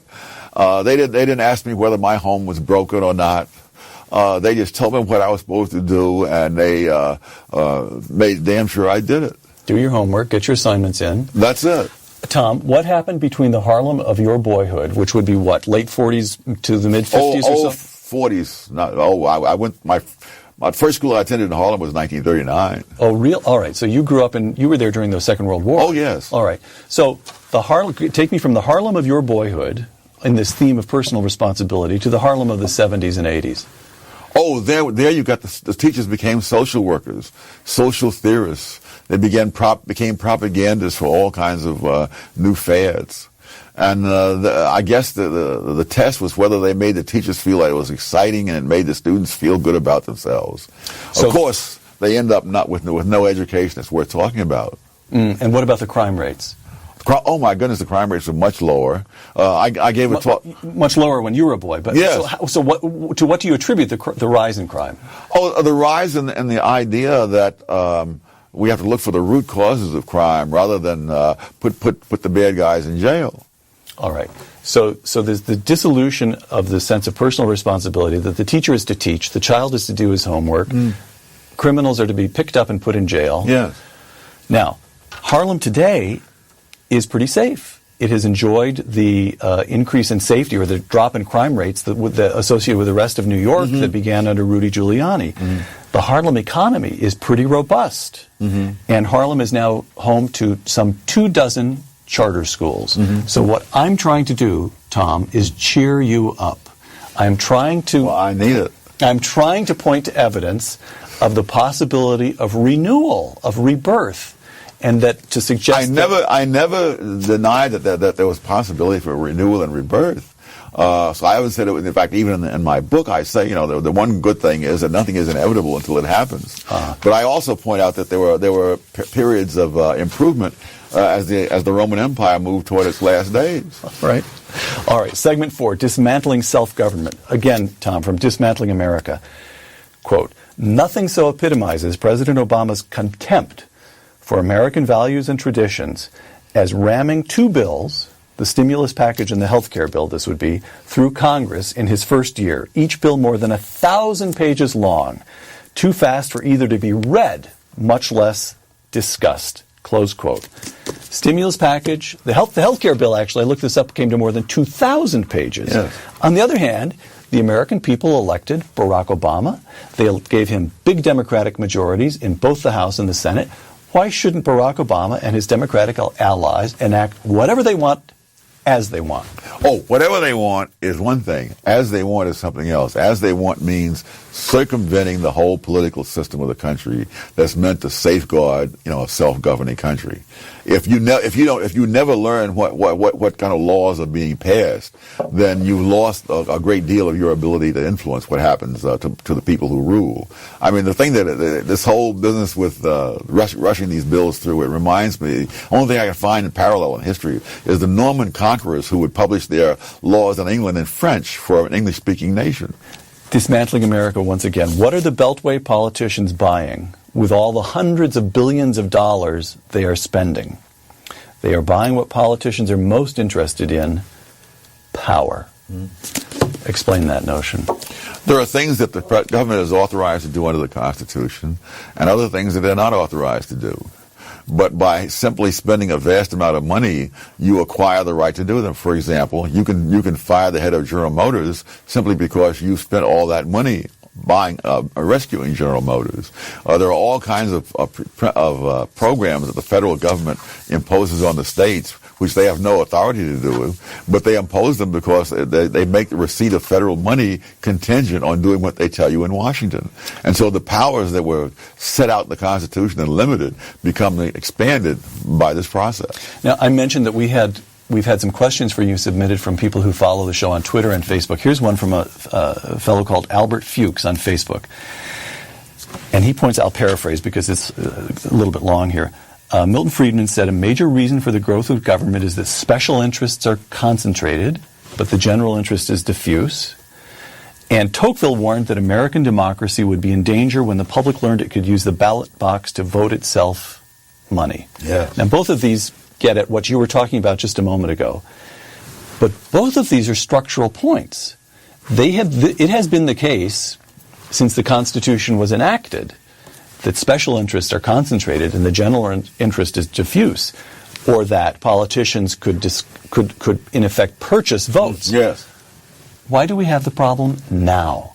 What has happened in recent very good decades? question. Because one of the constraints are the values of the public, and when the values of the public are constantly eroded in the schools and in the press, elsewhere, then these other tendencies can have a wider field to play. Mm-hmm. So what's a good index for the values of the public? Would you say, for example, that it might be federal spending or federal debt, where for 2 centuries you get a fairly flat, slowly climbing line, goes up during the Civil War, comes back down, and then beginning about in the 70s, it just takes off. Yes. So it's not FDR, it's not the Great Deal, it's not the 30s, it's the 70s? Is that when do things begin to go catastrophically wrong? I would say it was the Great Depression. Most people are unaware that prior to the 1930s, the federal government never intervened in the economy to get us out of a recession. The economy recovered on its own and kept going. But FDR really broke down a great deal of that sense of independence. I mean, there was a time, I think, most Americans would have felt insulted to have it thought that they wanted somebody else to pay their medical bills. They don't feel so insulted anymore. Mm-hmm. Mm-hmm. All right. This is what I'm trying to get at. This on the one hand, you've got an elite that is effectively engaging in a slow-motion hijacking of America. That's a crude way, but one way of putting it. But at the other hand, you've got more and more Americans who either like the idea of being hijacked, are too worn out to fight it anymore. I'm trying to get your sense of the extent to which the public itself is dispirited. Well, the ideas of the 60s, the idea that if you had a grievance, you didn't have to obey the law. Historian Paul Ray of Hillsdale College, he grants, we did a shoot with Paul Ray, and he grants a great deal of what you've been saying here, Tom. But, now listen to Paul Ray. Quote, the political moment in which we live is a moment of great, great hope, close quote. How so? Because by overreaching so dramatically, President Obama has roused the American people to reclaim their old liberties. The Obama administration, Paul Ray argues, this is a quotation, is, quote, a gift to the friends of liberty, close quote. I hope he is right and that I am wrong. And you don't, are you encouraged by the Tea Party, by the polls that show that? Oh, yes. But there is such a thing as a point of no return. And I think then the real question is whether he can take us there. And that's why I think that the fall 2010 elections in my judgment, one of the most, if not the most important election we've ever held. Because if he doesn't get stopped in this fall's election, I don't know how he'll ever be stopped. For one thing, when people talk about his falling in the polls, he's still in the 40s. If he can somehow make millions of illegal immigrants legal and voters before 2012, he can get a second term, and I doubt if there's. I see that as a point of no return. So, getting some substantial portion of the 12 million illegal immigrants in this country, the vote. Yes, that would be a direction, step toward the point of no return. Yes. I'm sorry, domestically, what other is Obamacare? Obamacare is reversible, or at least its ill effects can be contained. It all comes down to November 2010. Oh, this year. If it's not stopped now, it won't be stopped. All right. So November 2nd, 4th, I can't remember which is election day. You have one specific date in American history which you can name right now that you consider absolutely crucial. Oh, absolutely. It's almost like the great military battles, you know, Charles Martel at the Tours. Yes, 732. Yes. I actually looked that up just yesterday for a separate reason. Or the Siege of Vienna in 1532. You know, had those things gone the other way, it would be a totally different world today. We're into segment 5, which I had in my notes titled The Point of No Return. You mentioned in Dismantling America such a point in foreign policy. Let me quote you, Tom. Iran is advancing step by step toward nuclear weapons, while the Europeans wring their hands and the United Nations engages in leisurely discussion. When Osama bin Laden has nuclear weapons, the choice will be between knuckling under and watching American cities blasted off the face of the earth. That is the point of no return, and we are drifting toward it. Yes. Close quote. Nothing you've seen since you wrote that causes you to reconsider or mute your views? No.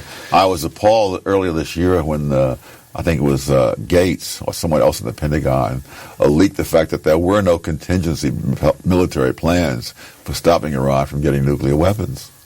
And now recently, there have been some talk that there are now plans. Now, I have no idea whether that means that there really are plans or whether they see an election coming and they'd better create the impression that they have more plans. Because they've covered themselves very well because they have international conferences over Iran. They have resolutions in the UN. These are what I call elaborate ways of doing nothing. Well, we've got, let me quote you, Michael Barone, the journalist. You know Michael Barone. This is just from a couple of days ago. Quote, Time magazine's Joe Klein and the American interests' Walter Russell Mead suggested to me that the Obama administration is seriously considering a military strike against Iran. Now comes further evidence in an opinion article in the Washington Post by Stephen Simon and Ray Takei. I'm not sure I'm pronouncing that correctly. Simon worked in Bill Clinton's National Security Council, and Takei is described as a former advisor to the Obama administration. Their article takes seriously the possibility that the president will order such an attack. And your answer to that is that could be nothing but cheap leaking. Yeah, I'll believe it when I see it. All right. In fact, he doesn't have to do that. All he has to do is not interfere if the Israelis want to do it. I saw someplace where Saudi Arabia has indicated that the Israelis could fly over Saudi Arabia to get there.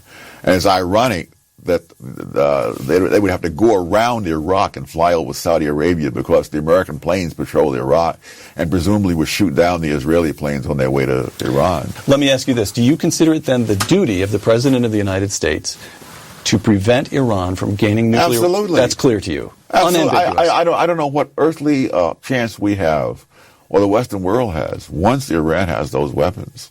You know, it took two weapons. What about this notion of deterrence? It worked during the Cold War. The Russians did not want us to blast Moscow off the map. The Iranians have said themselves, going back to Ayatollah Khomeini, that their top priority is not Iran, but Allah. And so if they get into a war in which Iran is knocked out, but they then strike a blow for Allah, they're happy with that. And failing any serious sign that the United States would attack, would you say that it's the duty of the Prime Minister of Israel and his cabinet to order an attack? Oh, absolutely.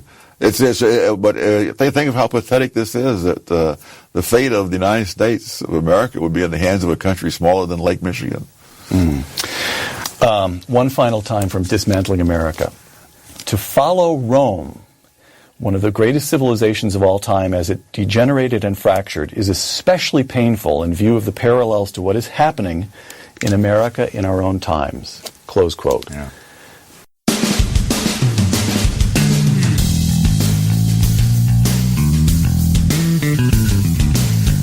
Thanks for tuning in to this edition of the Conservative Syndicate, the nationally acclaimed, globally syndicated, politically incorrect talk show that seeks to tear down the imaginary wall of separation between church and state. We want to make you aware you can find and access all our show archives at our website, theconservativesyndicate.net, as well as our broadcast stations and times. That's theconservativesyndicate.net. We so appreciate you taking the time to tune in, and we so look forward to continuing to bring you the best in uncompromised talk radio available on the net today. And remember, folks, it doesn't matter how many times you get knocked down in life. It only matters how many times you get up. I'm John Matthews, along with Joe Hako, signing off until next time right here at the Conservative Syndicate. God bless you, and may God continue to bless America.